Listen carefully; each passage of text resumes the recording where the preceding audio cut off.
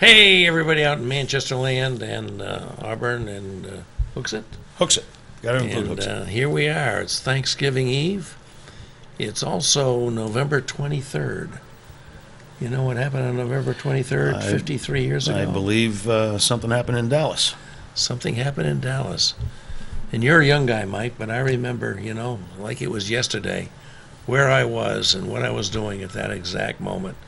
Just like my parents remember what they were doing and where they were when the attack happened on Pearl Harbor. It's something that you never forget. But that's what I remember. I was a law student in Cambridge at Harvard Law School, and the word came out that President Kennedy had been gunned down in Dallas, and I was going to the Boston Symphony concert, and I remember the musicians were tears in their eyes as they changed the music on their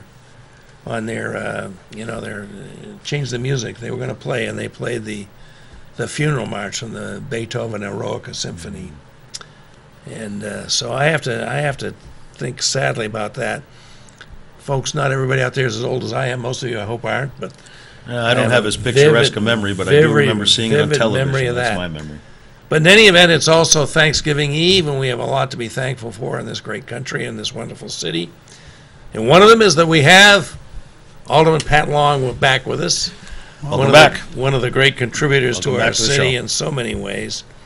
And we want to talk about city, state, and I think maybe some national issues today. Pat, what's your take on the election, particularly within the city? I mean, we have a pretty strong Democratic delegation going back to We do. Concord. We have 26 to 7. Democrats 26, Republicans 7. Nashua has Nashua always also gained. They have 6 and 20. What do they got? 27. So 21. They have 21 Democrats. I've been meeting periodically with Alderman McCarthy and Representative O'Brien, and because we're looking to do a joint effort. We have 27 and 33 delegates. And there's a lot of common interest. Commuter rail, absolutely. not the least among them. Commuter rail, the pension issue. Nashua was in the paper. Nashua was looking to cut firefighters, police, teachers. They're looking to make a budget work. So Now, do they have a tax? They have a tax cap in Nashua too, don't they? they do. Not a revenue. Not a Theirs revenue. works We have both differently a than revenue us. and a spending tax cap, right? Correct. Yeah. So Yeah. and they don't override theirs. They don't have the, they got 14, but they also have 14 or 12, I forget.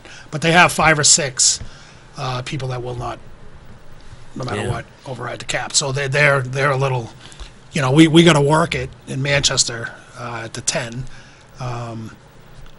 but it's been done before. So You mentioned that the delegation from Manchester will be, what'd you say, 26 and 7? 26 and 7, yeah. Is that how's that changed from the last time? It's a gain. It was 23 and 10. Really? Yeah. So actually, the 23 and Democrats 10. improved their position By in 3. this election by 3. Yeah. I don't think I was aware of that, but that's pretty encouraging, giving.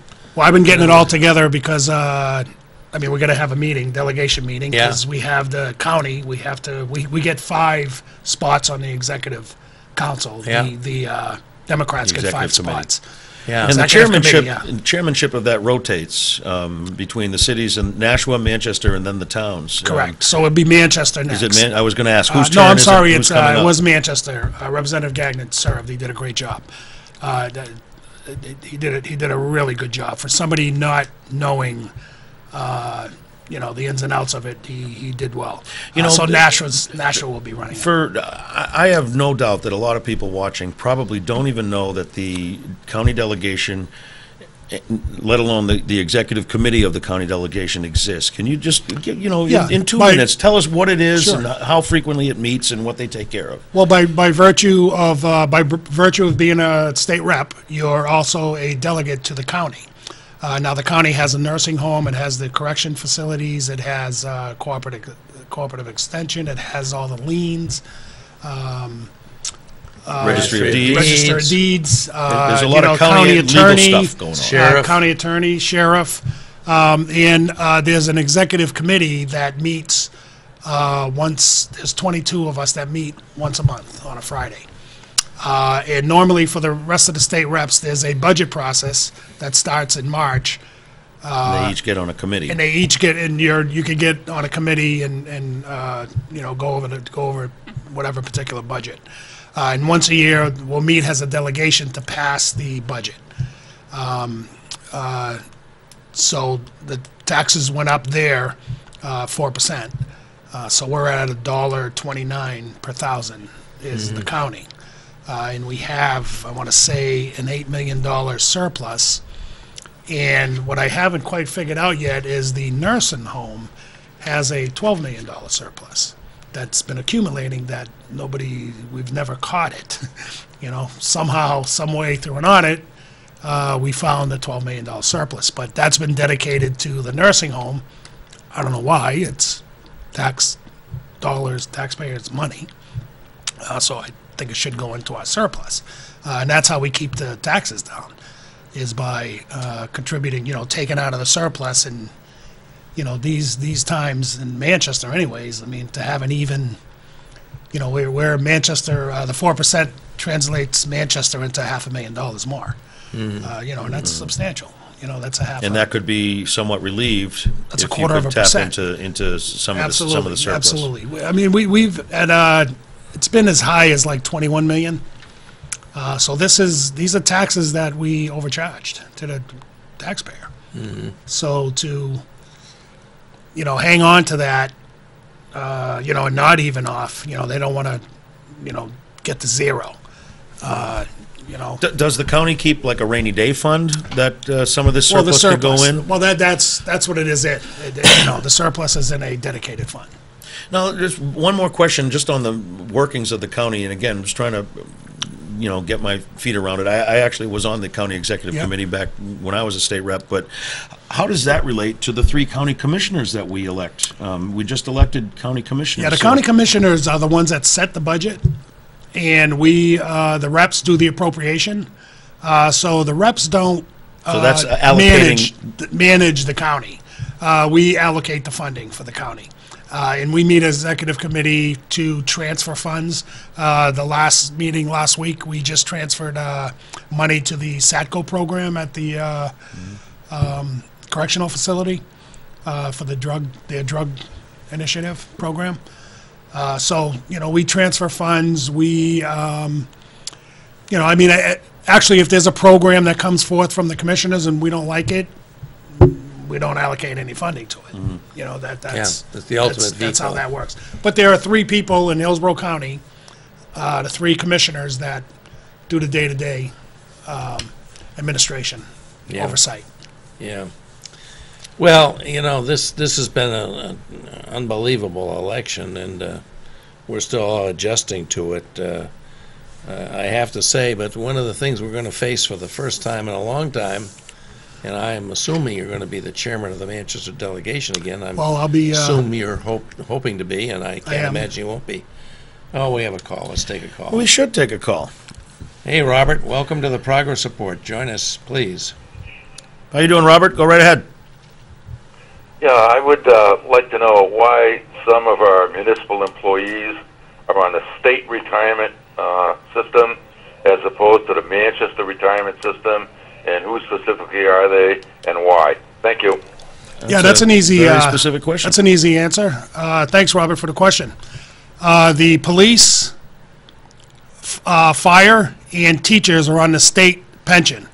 I can't name the year that this happened, but when the state started their pension system, they enticed municipalities to join them, and that enticement was, we'll pay 35% of the pension cost. And in 2011, the legislature took that 35% away, and that translated to us to $4 million That was part of just on the city the side. 2011 downshifting after the 2010 You got it. Republican landslide. Correct. Exactly. Let's not Yep. forget that. Yeah, so those are the only 3. There are some support staff that also get state pension, But the rest of these city employees are on the city's pension. And there was a reason when the state was setting up their pension plan to try to entice these larger bargaining units, these larger municipal or groups into the pension plan, because they were starting. They had a cold furnace. right. They had to get this Yep. thing funded, so they needed a lot. They of needed a revenue lot of sources they at the needed a time. lot of people participating. So, like I said, they enticed the municipalities to come in and we'll pay 35%. So, but that's gone. There are a couple bills right now that are looking to give that back. Some of it 10%. I believe one of them's 10%.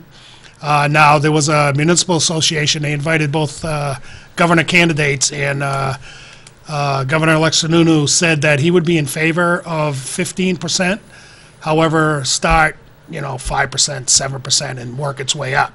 Yeah. So that's a positive thing. Whether it can get through the House or the Senate, I don't know if that's going Yeah. to happen. That's easy to say as the governor. Yeah. Because it's going to come to the table. So getting it to the table is going to be another thing. Now, is there So- any recourse for the municipalities? I mean, could they reclaim these Well, with these the pensions? unfunded mandate, I spoke to the mayor about that recently. Why don't we buy out of it and do it ourselves? But the unfunded mandate of $4 billion, that would be a large amount that we would have to pay our share of that. It's normally 10%, so what's 10% of $4 billion? Yeah. That's a huge number. So I had thought of that, but the sad thing is that we have no control. Municipalities have no control. It's going up 2.75 or whatever the number was, and we have no control. We just got to add that to our budget. That has nothing to do with us. That's the state saying, here's what you owe above and beyond what you paid last year. Yeah. It's crazy. One of the Let's not outcomes. forget at the same time they're not paying their I mean, fair they always share want to. They always want to run like a business, and businesses don't do that. Come on, man. Once again, if it suits me, okay. Yeah. If it doesn't suit me, yeah, we shouldn't be doing that. We're going to stand on principle. Exactly. Yeah, exactly. So one of the things we're facing as a result of this election is something we haven't had for a long time. That's both houses of the state legislature under Republican control, a Republican governor, and a Republican executive council, 3-2. We've had parts of this before. We never had this total Republican control of the state government, Right. from the executive branch to the legislative branch and the Never? executive council. Well, not I mean, I seem to remember growing up that Well, was the that's state true. of things. Oh no, in New absolutely. Hampshire. Well, we're talking we since we get in. yeah. You've never had to live through it. I understand. We haven't- we and haven't- it's going to be tough. We lived through the 2011 term. Yeah. Where we had like 102 Democrats and they had 200 and But we did have a 80-something. Democratic governor, yeah, we did. That helped. and that really helped. But they had override. They had override numbers on both Yeah. Senate and House. So here's some things that I think are going to be very concerning for me, and I suspect you, Pat, that are coming up. I just wonder how we're going to deal with it. One is the hardy perennial right to work, which for, people that are working people and people that are involved with the union movement is the right to work for less. And this is the way to really, really weaken the already diminished role of unions in our society. And, for the first time, we've had a Democratic governor when this has been tried in the past, and that was Governor Lynch, and he vetoed these bills. Right.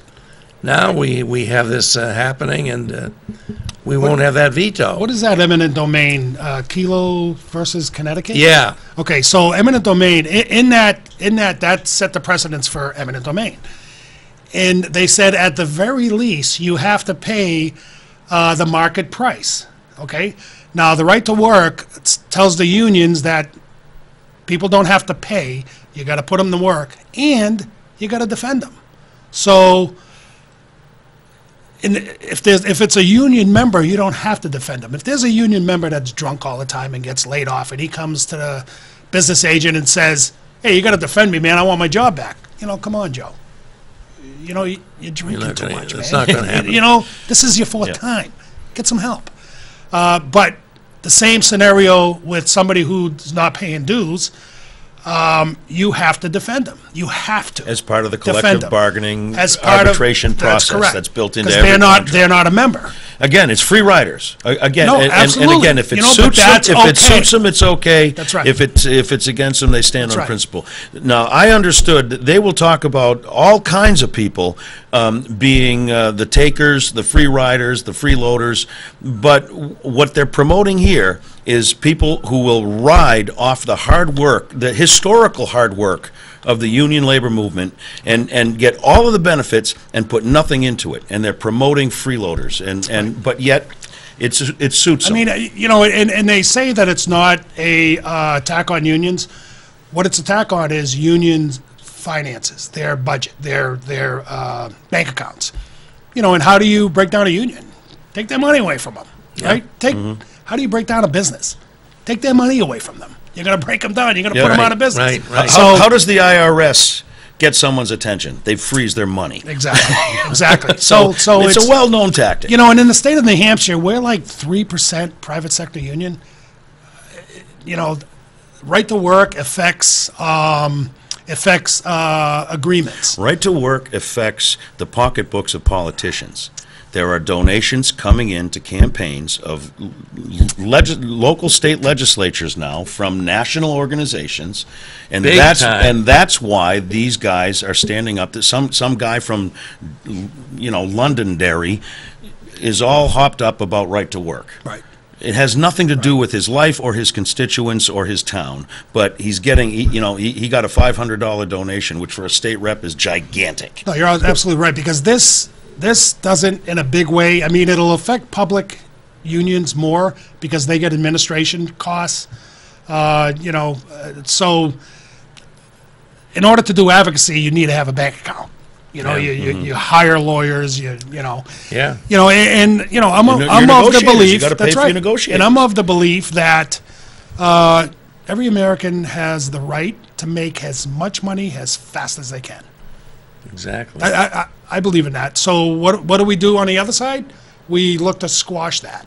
Well, I don't know if, Not you that. guys are making too much. Well, you know what? It's like they negotiated their own contract. No. There were two sides that agreed to the contract. Just because one side got burnt, sorry. And let me tell you, I work for a company that uses a union workforce, and it's to the company's benefit. He doesn't have to come in and negotiate one-on-one with every guy coming through the door. They come in, they're part of the contract when they walk in the door. They're trained. They've got their own pension plan taken care of. If there's a safety requirement, the union takes care of it. It's a real benefit to the employer. Right. When you As don't well. need the workers, People totally forget about this. when you don't need the workers, you lay them off. I mean, one of the biggest costs to business is you train people and then your work goes down and you're like, You got to carry them. you got to carry them, and that's Yeah. that's an expensive cost. But when you lay these guys off, you're putting them in a place where they can go out and make money somewhere else, but That's they're right. available to you when you come back because you got it. know where to get them. that's right, exactly. And So there are people benefits. forget, the unions don't come in and just dictate what these contracts are going to be. These are negotiated. And let me tell you, I think the corporations have just as good lawyers as the unions do. Oh, sure, yeah, for sure, for sure. We got to take a break, but Eddie's on the phone. You want to talk to Eddie? We'll listen to Eddie quickly before the break, and then Okay, Eddie, you're on just Then we before can our take the break. break. Go right ahead. Welcome back, Eddie. Hey, thanks, Bob. Hey, listen, I got a question for the three of you. Yep. If whoever wants to chime in. There's been some talk about federal and state mandates for, let's say, the Manchester school system, right? Yeah. Manchester school system has to do this, they have to do that, it's a mandate. Maybe the federal government gives X amount of money to carry out these mandates. But in a lot of cases, perhaps it costs more money to comply with the mandates than what the federal or state government is giving. So my question to the three of you is it time for the city of Manchester School District to just stop obeying the mandates, just to go rogue, just say to hell with it, we're not doing it, do what you're going to do? Yeah, well, first, Ed, I Okay, mean, that's a Ed, great thanks. question. You're absolutely right. The mandates are both, not just federal money going to the state and they mandate. The state does mandate some things. But what we have to do is identify what funding that we're paying more than it's worth, than we're getting out of it. I mean, we may There needs to be be, an audit, right? Exactly, through an audit. You know, I don't know if in Manchester we've done that. I mean, there are some funds that we've identified that is not in our best interest, and it's costing us money. You know, if it doesn't produce the outcomes that the kids, for the students, then, and we're paying for it, even if we're not paying for it, if you're getting 3 million and you're gonna put it towards this, and it's not doing the job, you know, we don't need it.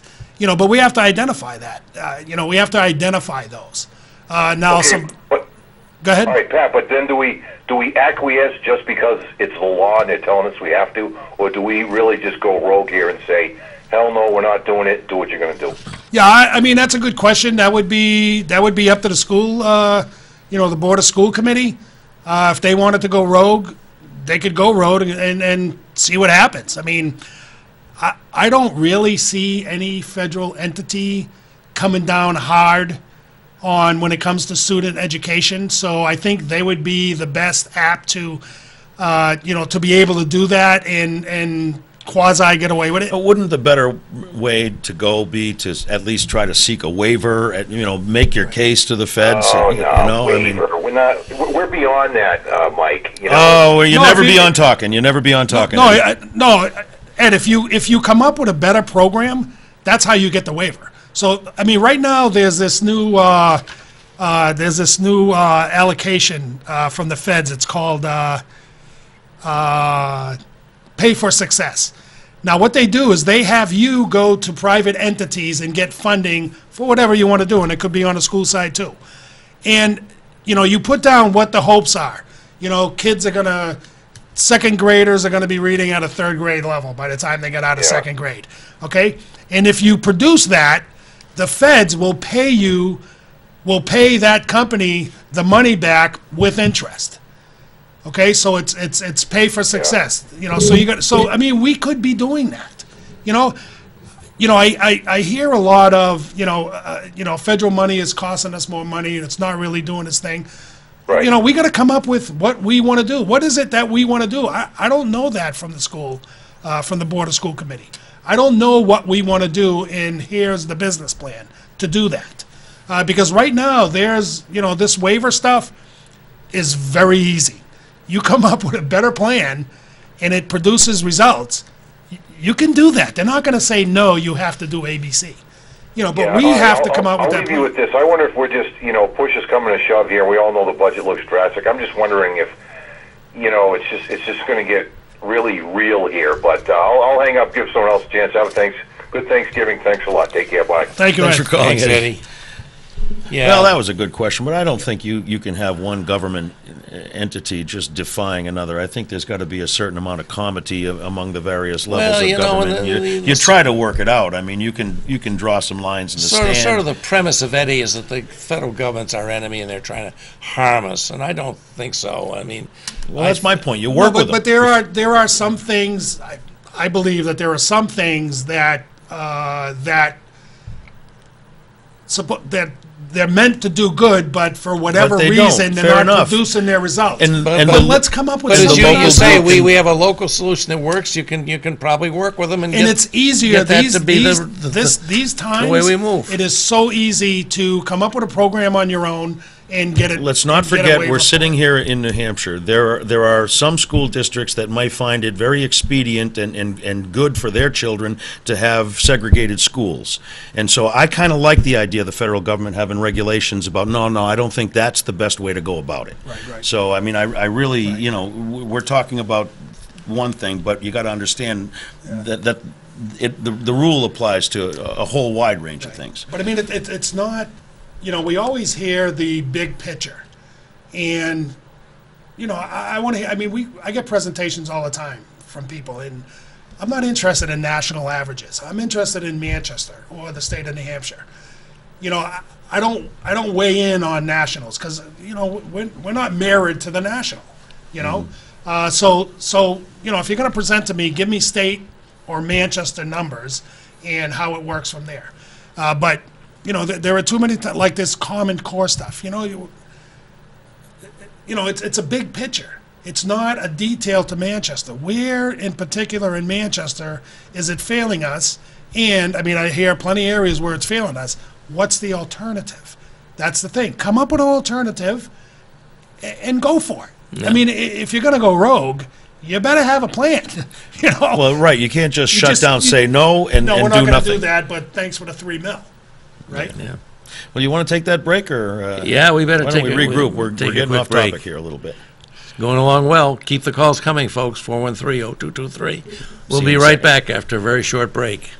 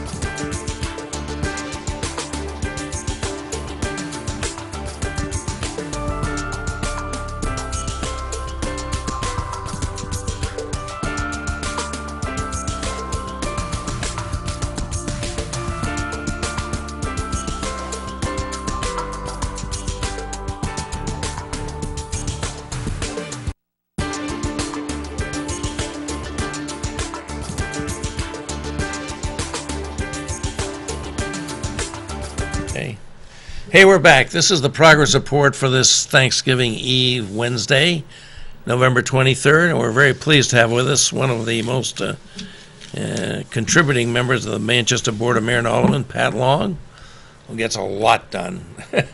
And I'm delighted to have Mike Farley back and to be back with him. I've been here all along. You're the one that's just Yeah, getting back. I Bob. was overseas for a brief time, and it was a great thing. But I'm glad to be back. One of the things we're facing now, as we were talking about before the break, is for the first time in a long time, not ever as Mike present, but we have a state government that's going to be dominated by Republicans in the executive and the legislative branches, both houses. And one of the things that's alarmed me is, since I came back from overseas just a couple of days ago, is the fact that the governor's announced that he is intending to support the elimination of same-day registration at the polls in New Hampshire.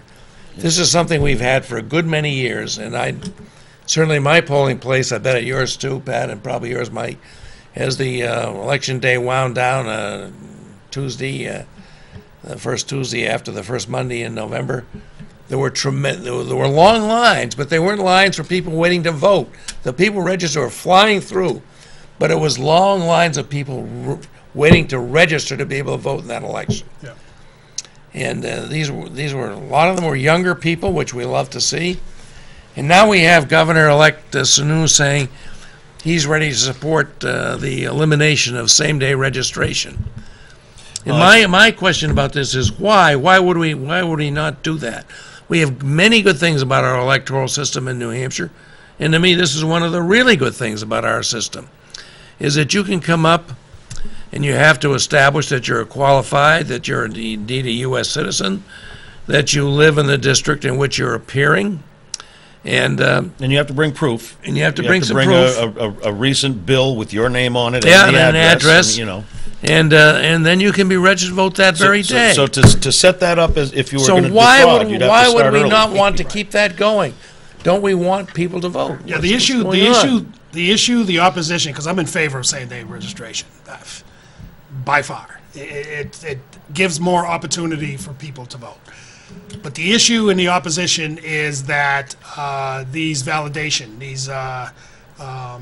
you don't have to bring anything. I could show up to Ward 9. Well, but that's a Give her- voter ID issue. Even I'm a registered voter, No, and if that's I right. choose not, to, I have That's my right. ID in my No, I wallet. If agree. I choose, I can just swear and You're and I you're get a letter. absolutely And right. if I don't send that letter back, and they choose to investigate me, they can investigate all they But- want. but They're you- going to find I'm a Yeah. proper voter. So what I'm thinking of is the opposition, how they're thinking, and that's how they're thinking, that there's a perception of more voter fraud when you're allowed to do this, because, you could fill out the affidavit. You don't have to have anything, not even, all you're gonna do is give your name. You don't even have to give your right register? name. To register to vote. All you have to do is give your name and an address that hopefully is in your ward. I've had people give me addresses that weren't in Ward 3. Sorry, you gotta find another address. This ain't working. Have a nice day. So you don't have to. Yeah, because I know the streets. And, Well, why can we just tell people, you got to bring something, an electric bill, something to show that you have an address? I mean, why couldn't we do that? That would be how to address this, not get rid of same-day registration. And same-day registration was part of a Homeland Security agreement that we made with regard to our driver's license, because there was the motor voter option that New Hampshire chose not to do. Correct. Right. Yeah. That's what Right. I think it was the Help America Vote Act. HAVA. I'm getting my HAVA, yeah. federal statutes mixed up, but it was HAVA that said you either have to have the motor voter rule or you have to have same-day registration. So they may go, they may go to voter registration, but I know the opposition, those that don't want same-day registration, don't want Right. more. Well, they don't want people to vote. Exactly. Look at any election. The higher turnout Democrats win, lower turnout Republicans win. It's been like that for 150 years. So how do you win if you're a Republican? Lower the turnout. How do you do that? Don't let people vote. Right. I mean, Yeah. it's straight up voter suppression. Don't be fooled. I mean, I don't think anyone's fooled by this. I think this is raw power, and the Republicans in the majority understand, the people out there who voted for them understand that they want to win, and it's voter suppression. I don't think that there's any I'm surprises seeing, here. I mean, I'm seeing mostly young people. There are a lot of middle age and elders that are registering, but majority are young people. And you know what? For a young, all they have to do is go to City Hall, take some 5 minutes to register. They're not going to do that. No, that is a They're real hassle. not going to do that. It's a lot You know easier what? to go down to my Election high school day, in the corner. Election day comes, and it's all, yep. Oh, I got to go down and vote. Right? So I'm going to go down, I'm going to register and vote. Now I'm going to take the 4 hours or whatever it's going to take me to vote. But to get me down there, I remember when we were getting paying $10. I remember the head tax, paying yeah. the head tax, and I'm like, oh man, election day, I'm all excited, and I can't vote, right? I didn't pay my head tax, and I look at, is there voter fraud? Yeah, I'm sure there is, Very, very. and we don't even know that. People Inescapably say, well, they small. sent out 3,000, 3,000 affidavits, and they only got, actually it was like 20,000, and there was, I don't know, half of it or so that didn't get returned. I mean, I speak with people that got that. They didn't return it. What's this? Yeah, you know what I mean? Come on. It's not proof. But to assume that, those that didn't return it are fraud. Well, hey, listen, that's we not the saw case. this in North Carolina, where the Republican Party in North Carolina would send you a letter, and if it got returned, they'd go get you knocked off the voter rolls. You wouldn't even know about it. People were showing up to vote. They were knocked off the voter rolls because they didn't get a postcard from the Republican Party. Right. I mean, this is a nationwide concerted effort. Right. The Republicans have been accused of doing it before. They're under federal court order not to suppress voting. I mean, this is a part of the playbook. Let's not be. We're not get fooling that. anybody. I mean, if I'm in the Republican Party, I don't want kids to vote. I don't want 18-year-olds to vote. 18 to 20, whatever. Yeah. I don't want to vote it. Especially if they're college students. Their in numbers aren't voting. Hanover or Durham. Yeah, know? you don't want them to vote. It's unfortunate, but those are the things that we're looking for. Those are the things that we're looking that are going to be coming up. Well, this is going to be. It's going to be part. We're going to see it on the federal level. This is my prediction. We're going to see it on the state level here and in other states. It's going to be an overreach. There's going to be an overreach. Well, I'm anxious to see at the federal level what they're going to do, because I got a funny feeling at the federal level, right to work is going to come up. I got a funny feeling these, student voting, other issues that we'll be dealing with in New Hampshire is going to come through the feds. Yeah. Yeah. The Attorney General won't enforce the Voting Rights Act. I mean, and why do we run?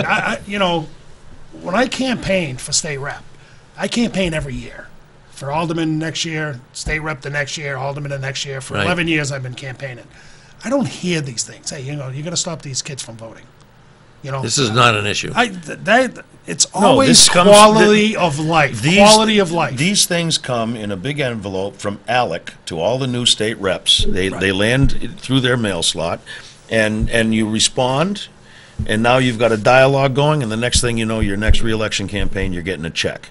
That's where this comes from. These are national agendas. They have nothing to. They're not grassroots agendas. They're coming down from Virginia and God knows where else, and they're part of the national agenda to suppress the vote. It's conservative. I mean, obviously the targets of these are people who vote for progressive and liberal causes. I mean, it's pure power politics. Yeah. But they're going to overreach. They did it last time.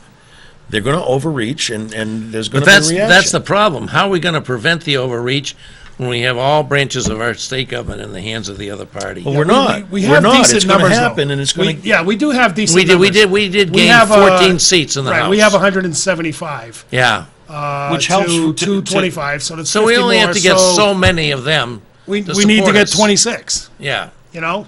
That's what's going to take. So it's not in the Senate, I And guess they're it's the pretty same, fractured right? on their 10 side. to 14 to 10. 14 Republicans, 10.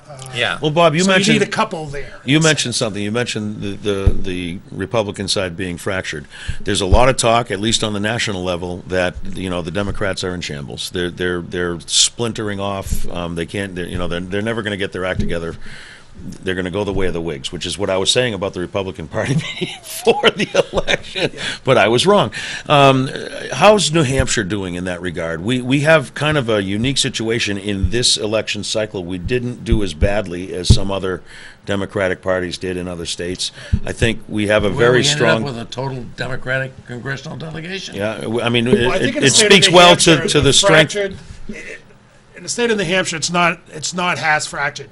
I'm in we started a caucus. Actually, Jackie Silly started the caucus. I'm the treasurer. with the Social FDR? Justice. Yeah. Social Justice Caucus. And we're looking. It's all focused on enhancement of quality of life, good paying jobs, housing quality, everything to do with how to uplift the average citizen. Yeah.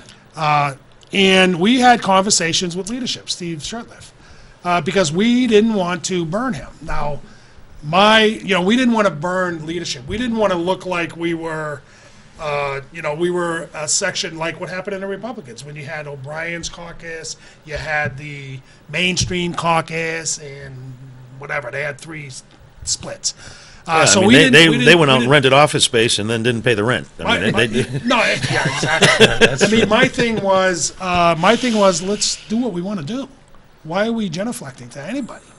But it made sense. We don't want them because this caucus we already filed with the Secretary of State. We're going to have a fund, and it's not lobbying. It's not for lobbying purposes. It's for educational purposes on specific bills that we choose to go after or vote against or vote for. So we didn't want to look conflict with the Democratic caucus, and it has a potential of doing that. It can do that, But nobody in this caucus, as we met, said that they wanted anything to do with that. We don't want that. We Right. want to stay united. you want to work within the Democratic That's Party. right. Well, That's right. at our caucus, which you probably were there, Pat, I was overseas, so I was, didn't make it. But, there was no opposition to Steve Shurtleff being our leader. No. So there's You know no what else, sign too, of a is division there. And what the opposition, the Republicans say, is they believe we get taken to the woodshed if we don't vote their way. And Steve Shurtleff at the caucus said he is going to continue. Your vote is your vote. Here's how we think. Here's how we want people to vote. But they've never taken anybody who said no. They never took a parking place No. away. No one's ever gotten taken I out of the don't know. garage and put Well, down when on Nobody we the were- ever got stool. ousted of a committee leadership. I asked about parking places. I don't know. I don't know on the Democratic side. I don't know if they've done that. Well, I don't know. I don't think it's happened. I guess things must have changed. I don't think it's happened. I don't remember it happening. Yeah. But it's, you know, I think the Democratic Party is still together. It's not fractured. Now, is it a little fractured now? Yeah, Bernie Sanders. Well, I was going Hillary to say there's some Clinton, potential for that because I because mean, there were some Bernie took New strong- Hampshire. Right. There are some strong, you know, loyalists to Sanders that are, you know, they're going to fight their Yeah. party. Yeah. You know, and that's okay. Well, I think that the enemy is so clear now with the Trump ascendancy that I don't think it's going to happen. I think the Democrats are going to come together and be together. I'm pretty optimistic about that.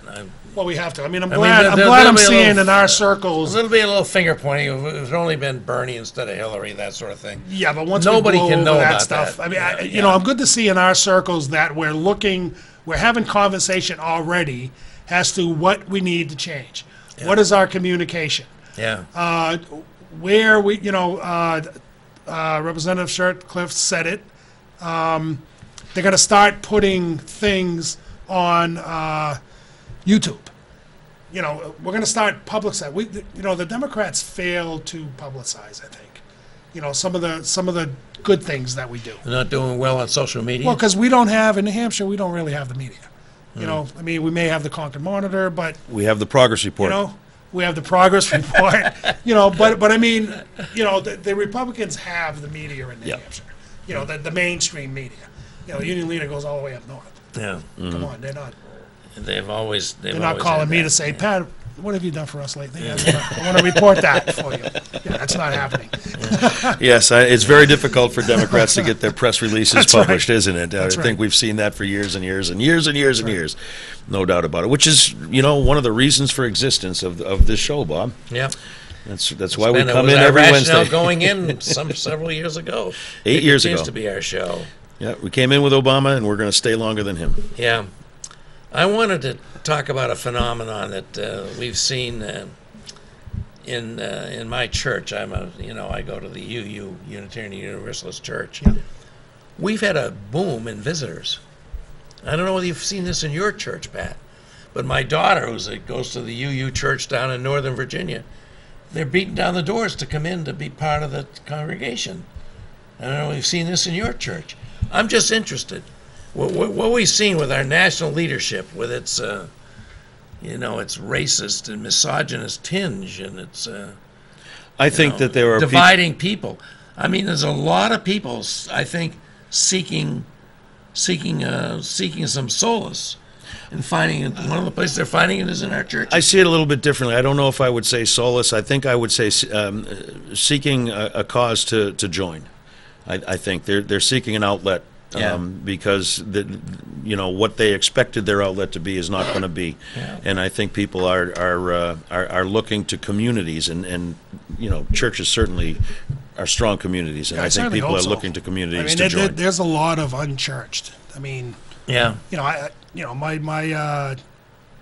my grandkids, they don't go to church, man. They're book solid all weekend. Sunday sports. I mean, Yeah.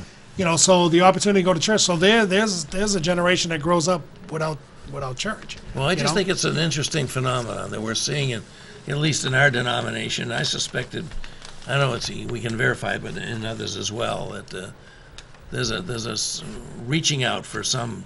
I've seen reporting, though, Spiritual not just sustenance. that community organizations. I think that there are people looking for outlets for their energy. I think that people are understanding that things are not going to be the way they may want them to be. So they're looking for points of interest. Some people, it may be religion. Certainly, there's certainly a draw Maybe to a others, religious maybe community. others, But yeah. there are other volunteer organizations that I'm starting to hear are also seeing a pickup. It could also be we're moving into the holiday season. Sometimes that changes the way people think about Well, things that too. could but- be. I don't want to make too much out of this. Maybe I'm making too much out of it.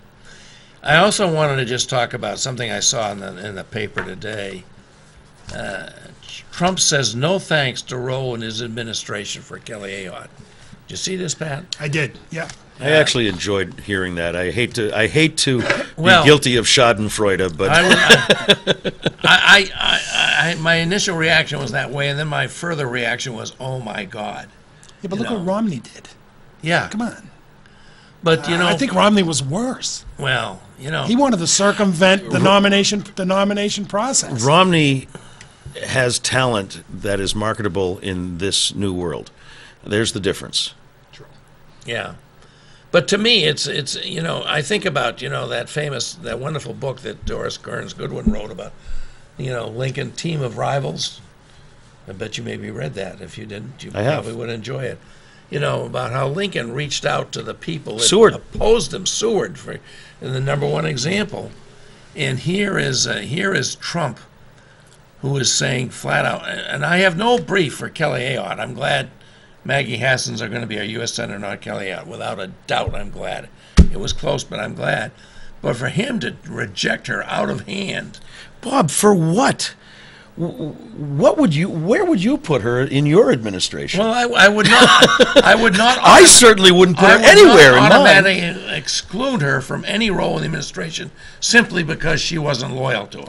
That's the thing that Did bothers she me. chair the defense? Was she chair? I don't think Because she was that's- chair. She was Okay, she because was one of the 'cause I three guess musketeers. that's her Her, niche. Graham, and McCain. Okay, I guess they that took her was- under. You know, they pulled a that- Bob that- Smith on her. They took her under a wing. They told her That what was, to wear, what to say. that And was You a- know, that was that means the that niche. all those Republicans, and there are some Republicans that are reasonable and have credentials, all of those that didn't support Trump are now going to be cast you're aside. assuming that he said no thanks because he didn't like the way she talked about him. That's what he could've- said.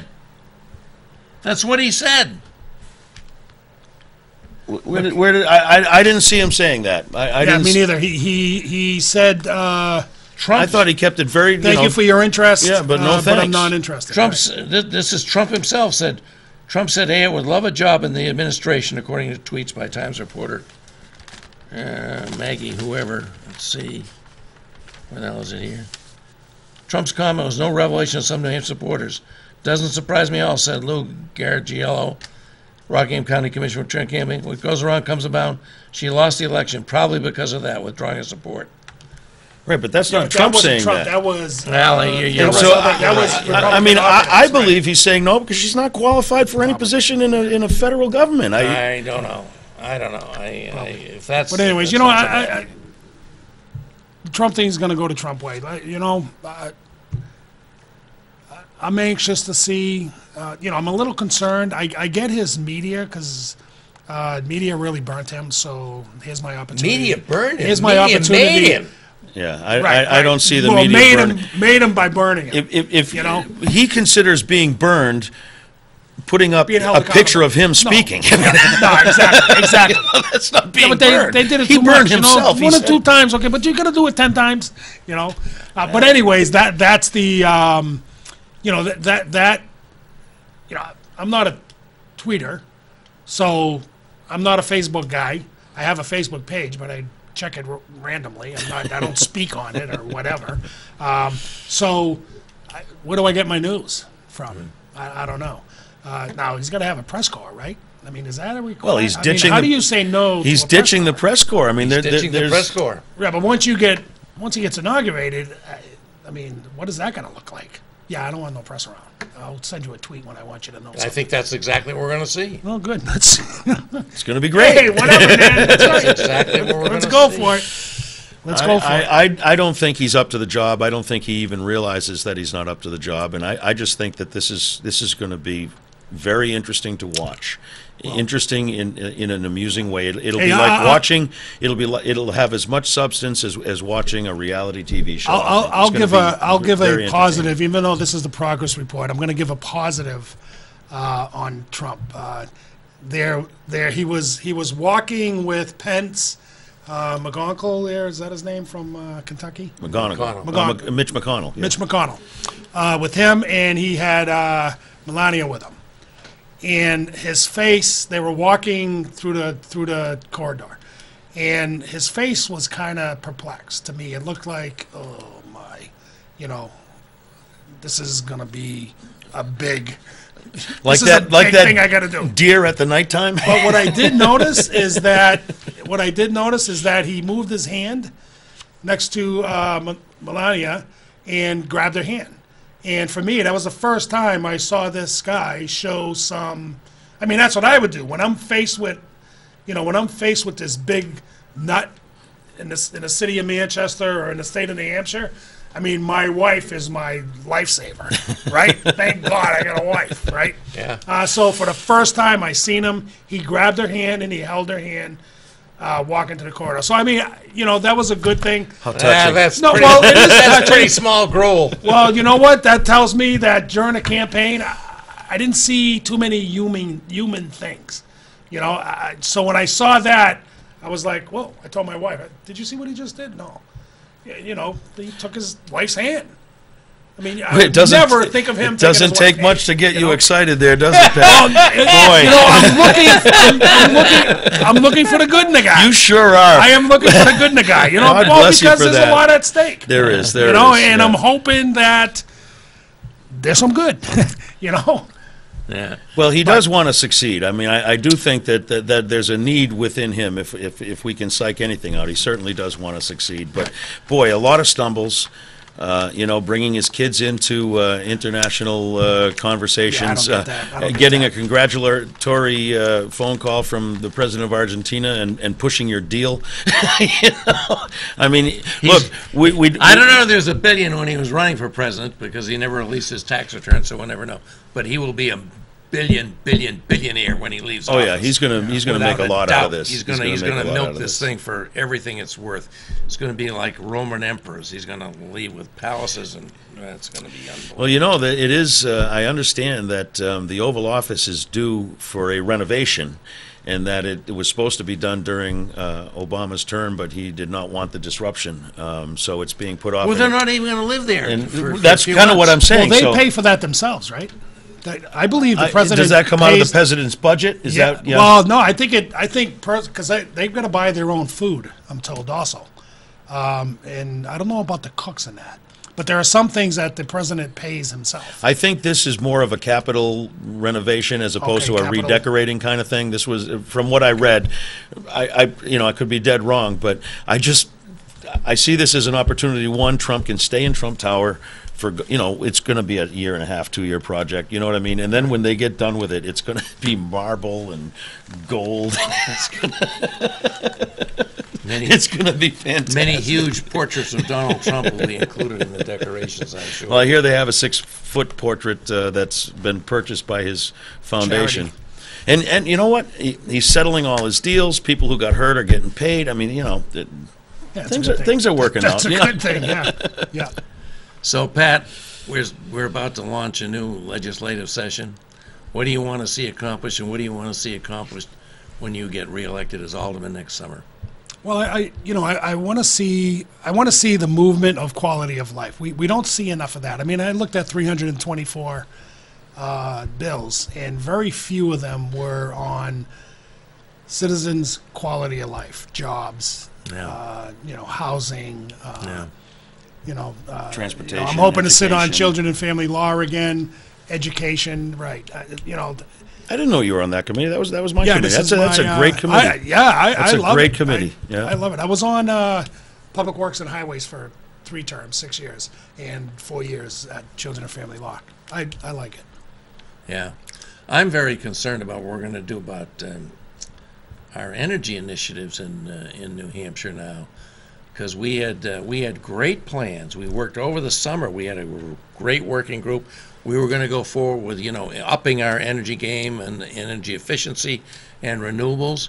All of that seems to me now totally at risk with this new political regime we got. We have a governor-elect who's vetoed many solar projects that have come before him as an executive counselor.